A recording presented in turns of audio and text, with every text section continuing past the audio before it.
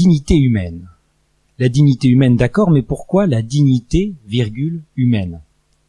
Est-ce à dire que la dignité pourrait ne pas être humaine? Qu'il y aurait donc une manière inhumaine de penser la dignité de l'homme?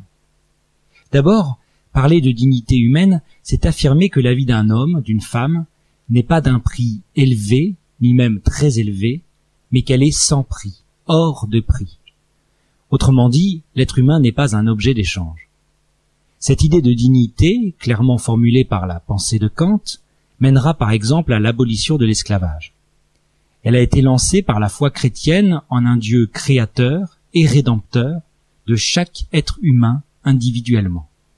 On la retrouve ainsi, avant Kant, chez Saint Jean de la Croix, quand il affirme que la vie de l'enfant le plus humble vaut infiniment plus que la plus belle des cathédrales. Mais lorsque les philosophes ont essayé de déterminer ce qui confère à la vie humaine un caractère sacré, eh bien, ils sont tombés sur un os. Qu'est-ce qui, chez l'homme, le rend digne?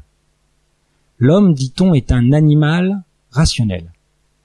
Mais si la dignité dépend du caractère rationnel de l'homme, alors il faut en exclure les enfants en bas âge ou les malades psychiques.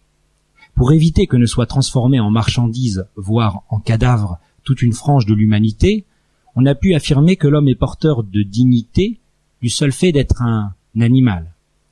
Toutefois, derrière l'extension actuelle de la dignité à tout être vivant, n'y a-t-il pas, là encore, la volonté de la refuser à certains êtres humains? Ainsi, le penseur antispéciste Peter Singer affirme que la vie d'un singe adulte en bonne santé a plus de prix que celle d'un nourrisson ou d'un vieil homme. Quel chemin tracer donc entre la restriction de la dignité à l'un des attributs de l'homme et une extension qui la dissout? Je vous propose quant à moi de prendre les choses autrement, de faire une révolution copernicienne, c'est-à-dire de changer de centre, non plus se demander l'homme en face de moi a-t-il une dignité, mais moi, serais-je encore digne de mon humanité si je la lui refuse? En interrogeant, parfois scientifiquement, l'humanité des handicapés, des juifs et des tziganes, le système nazi en est venu à commettre l'inhumain. Car l'inhumanité, c'est ce qui arrive quand l'humanité est devenue un attribut que j'interroge chez l'autre, au lieu d'être d'abord l'attitude que j'exige de moi.